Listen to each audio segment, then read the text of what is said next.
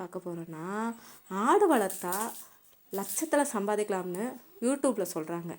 யூடியூப்பில் மட்டும் இல்லை, நிறைய பேர் வந்து லட்சத்தில் சம்பாதிக்கலாம், இல்லை கோடியில் கூட சம்பாதிக்கலாம் அப்படி சொல்லிட்டு நிறைய பேர் வந்து சொல்கிறாங்க. உண்மைதாங்க. ஆனால் வந்து மாதம்லாம் லட்சத்தில் வந்து சம்பாதிக்க முடியாது. வருஷத்துக்கு ஒரு தடவை, வருஷத்தில் அதாவது ஒரு 100 ஆடு வச்சுருந்தா கண்டிப்பாக வந்து லட்சங்களில் சம்பாதிக்கலாங்க. லட்சம் என்ன, அதுக்கு மேலேயே கூட சம்பாதிக்கலாம். ஆனால் உண்மையில் எத்தனை பேர் வந்து இதில் சக்ஸஸ் ஆனாங்க அப்படி சொல்லிட்டு பார்த்துடலாமா? இந்த வீடியோவை பார்த்திங்கன்னா ஒரு ப்ரொமோஷன் வீடியோ கிடையாது, மோட்டிவேஷ்னல் ஸ்பீச்சும் கிடையாது. இந்த வீடியோ ஃபுல்லாமே நாங்கள் எங்கள் ஆடு வளர்க்குற அனுபவத்துலேருந்து உங்களுக்கு வந்து வீடியோவாக நான் எடுத்து போடுறேன். ஃபஸ்ட்டு கொஸ்டின் என்னென்னா, ஆடு வளர்ப்பு வந்து யாருக்கு செட் ஆகும்? ஓகேங்களா? இந்த கொஸ்டின் தான் உங்கள்கிட்ட நான் கேட்க போகிறேன். முதல் கேள்வி என்னென்னா, ஃபஸ்ட்டு யாருக்கு செட் ஆகாதுன்னு சொல்லிட்டு பார்த்துடலாம். அந்த செட் ஆகாத யாருக்கோ அவங்ககிட்டருந்தே நம்ம தெரிஞ்சுக்கலாம் யாருக்கெல்லாம் செட் ஆகும்னு சொல்லிட்டு. என்னென்னா, காலையில் சீக்கிரம் எழ முடியாதவங்க, காலையில் நான் 10 மணிக்கு தான் எந்திரிப்பேன் அப்படின்னு சொல்கிறவங்களுக்கு கண்டிப்பாக வந்து ஆடு வளர்ப்பு தொழில் வந்து செட்டே ஆகாதுங்க. அதே மாதிரி வெயிலுக்குள்ளேயே போக மாட்டேன், நான் நிழலில் தான் ஃபேனை போட்டு வீட்டுக்குள்ளே தான் இருப்பேன், ஏசியை போட்டு வீட்டுக்குள்ளே தான் இருப்பேன் அப்படின்னு சொல்கிறவங்களுக்கு கண்டிப்பாக இதெல்லாம் வந்து செட் ஆகாது. இன்றைக்கி ஆடு வாங்கிட்டு எனக்கு 2 நாளில் வந்து நல்ல லாபம் வரணும் ஆடு விற்று அப்படி சொல்லிட்டு நினைக்கிறவங்க இருக்காங்க இல்லையா, அவங்களுக்கு கண்டிப்பாக செட் ஆகும். இந்த 3 பேரும் இந்த வீடியோ முன்னாடியும் பின்னாடியும் ஒரு ஆன்சர் தெரிஞ்சுக்கோங்க. ஓகேங்களா? நீங்களும் ஒரு ஆன்சர் நீங்களும் உங்கள் மனசுக்குள்ளே நினச்சிக்கோங்க, இதெல்லாம் வந்து நம்மளால் செய்ய முடியுமா அப்படின்னு சொல்லிட்டு. உண்மையில் ஆடு என்ன சாப்பிடுது? நிறைய பேர் நினைக்கிறாங்க தீனி போட்டால் தான் ஆடு வளரும் அப்படின்னு சொல்லிட்டு நினைக்கிறாங்க. ஆனால் உண்மை என்னென்னா, 70% வந்து ஃப்ரீ ஃபுட்டு, அதாவது பசுந்தீவனம். அதே மாதிரி 20% வந்து ஃபார்ம் வேஸ்ட்டு, அதாவது நம்ம வீட்டில் கிடைக்கிறது. இந்த வீட்டில் கிடைக்கிறதுனா நம்ம காய்கறி நறுக்கிறது, அதுக்கப்புறம் இந்த கழனி தண்ணி இதெல்லாம் இருக்குங்கள்ல, அதெல்லாம் ஒரு 20%. அப்புறம் 10% வந்து ஒரு சப்ளிமெண்ட். இதெல்லாம் வந்து கொடுக்காம நம்ம கடையிலேயே எல்லா தீவனமும் வாங்கி போட்டால் கண்டிப்பாக நம்மளுக்கு வந்து ப்ராஃபிட் வராது. அங்கே வந்து நம்மளுக்கு வந்து ஒரு கஷ்டம்தான் வரும். ஏன்னா 2 ஆடு வச்சுருந்தா நம்மளுக்கு ஒன்றும் தெரியாது. சப்போஸ் நம்ம 50 ஆடு 100 ஆடு வச்சுருக்கவங்களுக்கு கண்டிப்பாக அது வந்து ஒரு லாஸ் தான். ஏன்னா வெளியில் வந்து நம்ம தீவனம் வாங்கி போட முடியாது. அடுத்த கொஸ்டின் என்னென்னா, ஒரு ஆடு தினமும் எவ்வளவு நேரம் மேயும்? உங்கள் ஆடு மேய்ச்சலுக்கு விடுறவங்க உங்கள் ஆடு எத்தனை மணி நேரம் வந்து மேயும் அப்படி சொல்லிட்டு கமெண்ட் பாக்ஸில் சொல்லுங்கள். ஒரு ஆரோக்கியமான ஆடு வந்து சுமாராக ஒரு 6 to 7 மணி நேரம் வந்து மேய்ஞ்சால் போதும், மேய்ச்சலுக்கு விட்டாலே போதும். ஆனால் 10 மணி நேரம் 12 மணி நேரம் மேய விட்டால் அந்த ஆட்டுக்கு வந்து என்ன ஆகும் தெரியுமா? அதாவது அதோடய வெயிட் வந்து கம்மியாகும், நோய் எதிர்ப்பு சக்தியும் குறைஞ்சிக்கிட்டே வரும். அதே மாதிரி அந்த பால் சுரக்கிறதும் கொஞ்சம் கொஞ்சமாக குறைஞ்சிக்கிட்டே வரும். என்னடா அதிகமாக மேய விட்டால் இதெல்லாம் குறையுமா அப்படி சொல்லிட்டு நீங்கள் நினைக்கிறீங்க. கண்டிப்பாக வந்து இருக்குங்க. இதெல்லாம் நீங்கள் வந்து பார்த்துருப்பீங்களா? அதான் ஆடு வளர்க்குறவங்களுக்கு தெரியும், அவங்க இவ்வளோ நேரம் தான் மேய விடுவாங்க அப்படின்னு சொல்லிட்டு. அது ஆடு வயிறு நம்பினோடனே வீட்டுக்கு வந்து பற்றிட்டு வந்துடுவாங்க. ஆடு வளர்க்குறவங்களுக்கு அது நல்லாவே தெரியும். அதாவது அதிகமாக தான் நல்லது அப்படி சொல்லிட்டு எல்லாருமே சொல்லுவாங்க. ஆனால் வந்து அப்படி கிடையாது. அது வந்து நோய் எதிர்ப்பு சக்தி குறையிறதுக்கும் ஒரு இதுதான். இதெல்லாம் வந்து கண்டிப்பாக வந்து ஆட்டுக்கு வந்து இருக்கும். இதெல்லாம் வந்து ஆடுக்கு வந்து செட்டே ஆகாது.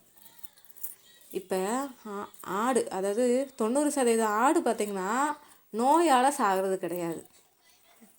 எதனால் சாகுது தெரியுமா? அதாவது நம்ம கவனக்குறைவினாலையும் சுத்தமான தண்ணி கொடுக்காதனாலையும். இப்போ ஒரு நோய் வந்துட்டால் நாளைக்கு பார்த்துக்கலாம் அப்படி சொல்லிட்டு விடுறீங்கள்ல, அந்த இது கூட அந்த ஆடு இறக்கிறதுக்கு காரணமாக இருக்கலாம். இப்போ சில ஆடுகள் வந்து உடனே வலிப்பு வந்து உடனே அடுத்த செகண்டே இறந்து போயிடும். எதுக்குன்னே நம்மளுக்கு தெரியாது, எதுக்கு வந்துச்சு ஏன் வந்துச்சு அப்படின்னு சொல்லிட்டு தெரியாது.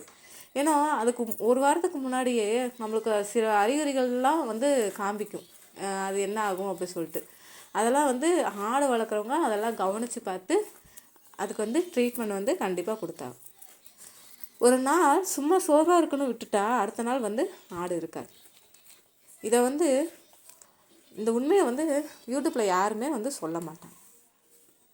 இப்போ சினையாடு வளர்க்குறதுல ஒரு உண்மையை வந்து சொல்லுவோம்னா, சினையாடு கட்டிங்கன்னா ஒரு மிஷின் கிடையாது, வருஷத்துக்கு 10 குட்டி போடுறதுக்கு.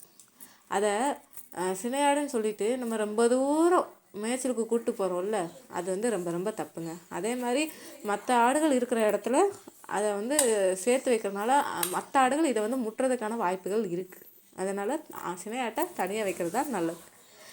இதனால் என்னென்னா அதுக்கு வந்து அந்த சினையாட்டோட கரு களையிறதுக்கு வாய்ப்பு இருக்குது. அதோட அப்படியே இருந்தாலும் அதோட குட்டி வந்து ரொம்ப வீக்காக பிறக்கிறதுக்கான வாய்ப்பும் அதிகம் இருக்குது. சில நேரம் அந்த சினையாடு சாகிறதுக்கு வாய்ப்பு அதிகமாக இருக்குது. அதனால் ரொம்ப தூரம் வந்து மேய்ச்சலுக்கு வந்து கூட்டிகிட்டு போகாதீங்க. மனுஷங்க மாதிரியே நம்ம எக்ஸசைஸ் பண்ணணும் அப்படி சொல்லிட்டு தயவுசெய்து நினைக்காதீங்க.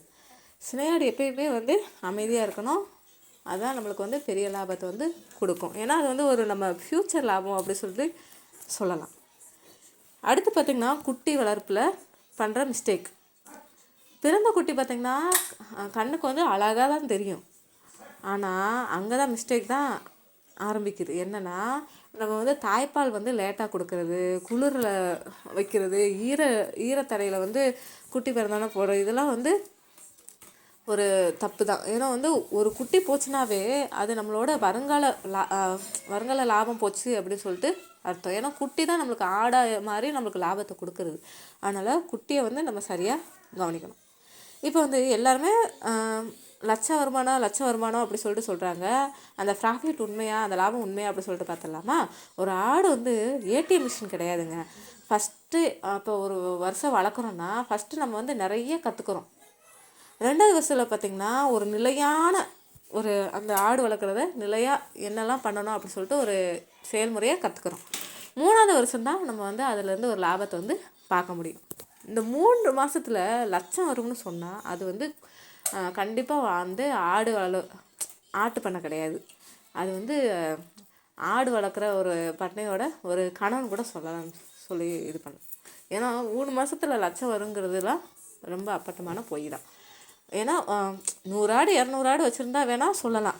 பட் ஆனால் கொஞ்சம் ஆடு வச்சுட்டு எனக்கு 3 மாதத்தில் எனக்கு 3 லட்சம் 1 லட்சம் வருமானம் வேணும் அப்படி சொல்லிட்டா அதெல்லாம் கண்டிப்பாக நடக்க வாய்ப்பே கிடையாது. ஆடு வளர்ப்பை வந்து ஈஸி நிறைய பேர் சொல்கிறாங்க. அது வளர்த்து பார்த்தா தாங்க தெரியும் அது எவ்வளோ வந்து கஷ்டம். ஏன்னா சோம்பேறிக்கெல்லாம் இது செட்டே ஆகாது. ஆடு வளர்ப்பு ஈஸி கிடையாது. அதை வந்து நம்ம ஹானஸ்ட்டாக பண்ணால் தான் நம்மளுக்கு வந்து ஃபெயிலியரே கிடையாது. இந்த வீடியோ பார்த்திங்கன்னா ஒரு பேரையாவது லாஸ்ட்டில் இருந்து காப்பாற்றினா அதுவே எங்களோட சக்ஸஸ். இந்த வீடியோ உங்களுக்கு பிடிச்சிருந்தா கண்டிப்பாக கமெண்ட் பண்ணுங்கள், சப்ஸ்கிரைப் பண்ணுங்கள். இது வந்து எங்களோட உண்மையான கிராம அனுபவத்துலேருந்து, ஆடு வளர்க்க அனுபவத்துலேருந்து நாங்கள் வந்து உங்களுக்கு வீடியோ ஷேர் பண்ணிகிட்ருக்கோம். உங்களுக்கு ஏதாவது டவுட் இருந்தாலும் கண்டிப்பாக கமெண்ட் பாக்ஸில் கமெண்ட் பண்ணுங்கள். நாளைக்கு என்ன வீடியோ போகணுன்னு நீங்கள் நினச்சிருந்தாலும் கமெண்ட் பாக்ஸில் பண்ணுங்கள். நாளைக்கு பார்க்கலாம்.